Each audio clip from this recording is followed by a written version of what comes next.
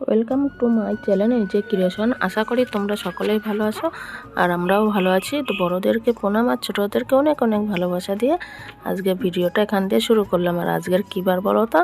আজকের হচ্ছে সোমবার। আর আজকের দিয়ে আমার নিরামিষ চালু। আর এখানে তোমরা বুঝতে পারছো যে আমি নিরামিষ বলছি, কিন্তু আবার পেঁয়াজ রসুন কাটা কেন। তো চলো তোমাদের সবটাই বলবো, পুরো ভিডিওটা দেখবে, স্কিপ করবে না। আর আজকের অনেক কথা আছে তোমাদের সাথে। তো আশা করি তোমাদের আজকের ভিডিওটা খুব খুব ভালো লাগবে। তো চলো, দেখতেই পাচ্ছ আমার রান্নাঘরের অবস্থাটা কি। আমার কিন্তু সব হয়ে গেছে সামনে, না সরি স্নান হয়নি। আজকে স্নান করব না, আমি ভুল বলে ফেললাম তোমাদেরকে। এটা ভিডিওটা অনেক দিন দিয়ে করা থাকে তো, মানে এডিট করার সময় না তখন আর বুঝে পারি না।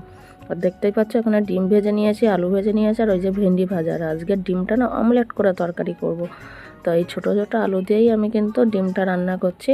আর এখানে রসুন ছাড়াই পেঁয়াজ আদা টমেটো দিয়েই ডিমের ঝোলটা করছি, কেননা তোমাদের দাদাভাই রসুনটা একটু সহ্য করতে পারে না।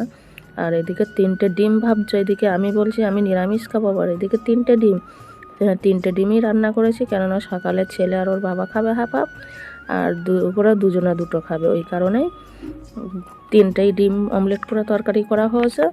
আর এদিকে তারপরে কিন্তু আমার রান্নাবান্না করে ওরা খেয়ে দিয়ে বেরিয়ে গেছে। আর আমি কিন্তু আজকে সকাল থেকে কিছুই খাইনি, কারণ এখনও দাঁতনই করতে পারিনি। আর এদিকে হচ্ছে আমি ফ্রিজ পরিষ্কার করতে চলে এসেছি। আর এই দেখো কী অবস্থা, ফ্রিজের মিষ্টির রস পড়ে রসগোল্লার রস ফেলে ছেলে আর বাপেতে আমার ফ্রিজটা পুরো হাল বেহাল করে দিয়েছে। তাই এটাকে এখন পরিচর্যা করব, পরিষ্কার করার চেষ্টা করব। তা দেখি কতদূর কী করতে পারি। আর 2 তাকে কিন্তু পুরো রসগোল্লার রস ফেলানো সরাসরি। আর এইদিকে এই কাগজগুলোও আমি ধুয়ে নিয়ে এসেছি, এগুলো কি বলে ভুলে যাচ্ছি এখন, ফ্রিজের পাতা হয় তাকগুলোতে। তো এইগুলো আমি ভালো করে ধুয়ে নিয়ে চলে আসলাম। এবার আমি ফ্রিজটা পরিচর্যা করব। তা সার্ফগুলো নিয়ে এসে বালতিতে, সেটা আমি তোমাদেরকে দেখাতেই ভুলে গেছি। আর একটা এখানে নিয়েছি, নিয়ে ভালো করে পরিচর্যা দেখো আমার কিন্তু করা হয়ে গেছে পরিষ্কার। আর দেখো কত সুন্দর পরিষ্কার লাগছে ফ্রিজটা, দেখলে গায়ের মধ্যে যেন একটা কেমন হয়। আর যখন পরিষ্কার করা হয় তখন কত ভালো লাগে দেখতে, না গো? আর এদিকে দেখতেই পাচ্ছ, তোমরা কে কে ফ্রিজে নেল পালিশ রাখো আমাকে কমেন্ট করে বলো। আমি কিন্তু ফ্রিজেই নেল পালিশ রেখে দিই, কেননা তাহলে অনেক দিন যায়। নাহলে না বাইরে থাকলে না একটা নেল পালিশ 15 দিন 16 দিনও যায় না। ওই কারণে অনেক রকমের নেল পালিশ থাকে, তো একটা নেল পালিশ তো আমি পরি না, হরেক কালারেরই নেল পালিশ আছে। তো এই নেল পালিশগুলো ফ্রিজেই রাখি। আর এইবার আমি কিন্তু বাইরেটা পরিষ্কার করে নিচ্ছি।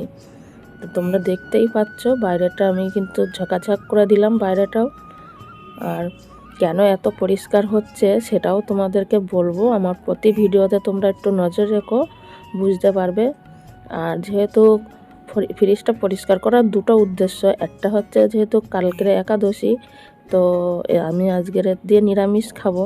এবার যদি ফ্রিজে কিছু এনে রাখা হয় তাহলে তো আমিষ নিরামিষ সব মানে একটা অন্য রকম। আর ফ্রিজের মধ্যে কী কী আসে বলো তো? অনেক কিছুই আসে, যে বাটিগুলো দেখলে না ডাল আসে। আর এখন দেখো আমি ন্যাকামো করে নিচ্ছি একটু তোমাদের সামনে, ডাল বাটা আছে, সেই শনিবারের দিন বেটেছিলাম, ওগুলো তো সব বড়া করিনি। তা আজকের বিকালবেলায় আমি একটু বড়া ভেজে নেবো, যেহেতু নিরামিষভাবে আলাদা করেই রাখা আছে।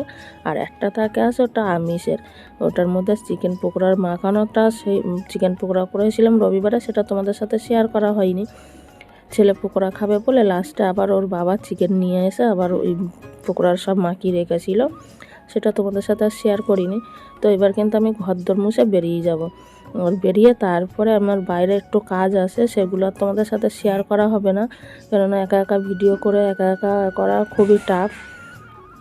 আর বাইরের কাজটা কমপ্লিট করে স্নান টান করে এসে তারপরে তোমাদের সাথে কিন্তু আবার দেখা হবে।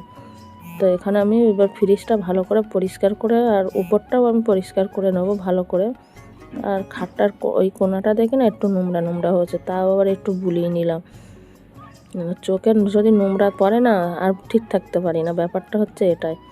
আর যত পরিষ্কার থাকা হবে তত যেন নিজের চোখটা যেন ভালো লাগবে দেখতে। আর যদি চারিদিকে একটু নোংরা নোংরা থাকে আমার সত্যি একটু ভালো লাগে না।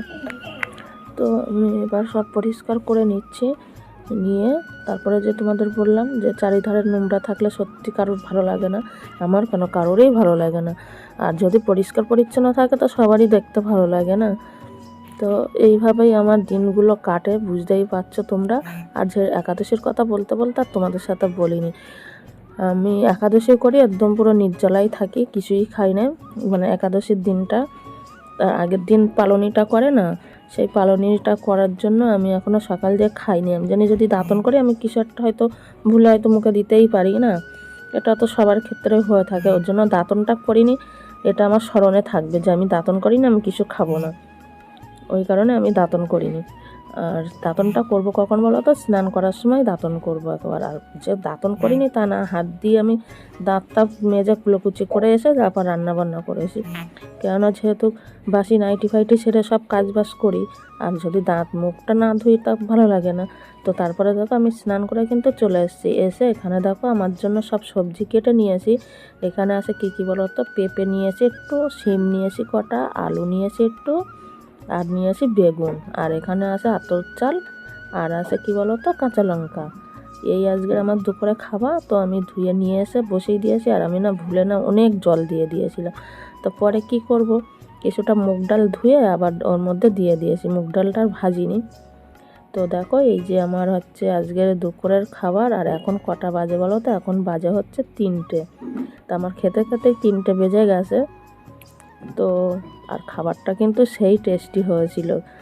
এরম খাবার পেলে সত্যি মানুষের শরীরে কিন্তু কোনো রোগ থাকবে না। তারপরে কিন্তু আমি খেতেও বসে গেছি। ওটা ঠান্ডা করতে দিয়েছিলাম কিন্তু ঠান্ডা হয়নি, জানো তো, অতিরিক্ত গরম। তা আমি মুখে দিয়ে আমার প্রচুর গরম লেগে গেছে। আর তোমাদের সাথে একটু আমি খেতে বসেছি, সেটাও একটু শেয়ার করে দিলাম। আর তারপরে কিন্তু সোজা চলে যাব হচ্ছে সন্ধ্যের সময়। এর মধ্যে আর তোমাদের সাথে কোনো কিছু শেয়ার করতে পারিনি। আর প্রচুর পরিমাণে গরম বলে আমি ওরম করে খাচ্ছি। আর বাইরে একজন কথা বলছিল বলে আমি এখানে সাউন্ডটা মিউট করে দিয়েছি। চেষ্টা করেছিলাম কথা বলার, কিন্তু পারলাম না। আর এই যে সন্ধ্যের সময় ছেলে পই নিয়ে বসেছে, তা ওর এখন বায়না মানে দই দিয়ে ঘোল বানিয়ে দেওয়ার। প্রচুর পরিমাণে গরম পড়েছে, তো এখন গরমের সময় না এইগুলো খেতে খুবই ভালো লাগে। তা তোমরা কে কে দইয়ের ঘোল খেতে ভালোবাসো তাহলে আমাকে কমেন্ট করো। আর আজকের ভিডিওটা কিন্তু আর বেশি বড় করব না। তোমাদের যদি আজকের ভিডিওটা ভালো লেগে থাকে তো একটা করে লাইক করে দিও, কমেন্ট করো। আর যদি খুব খুব ভালো লেগে থাকে তো একটা করে শেয়ার করে দিও। আর ছেলের রিয়াকশানটা দেখো, খেয়ে কেমন করছে, মনে হচ্ছে যেন ওর আত্মাটাই শান্তি হয়ে গেল। মানে দইয়ের ঘোলটা এত ভালো লেগেছে। তো চলো আজকের ভিডিওটা এখানেই শেষ করছি, দেখা হবে নতুন একটা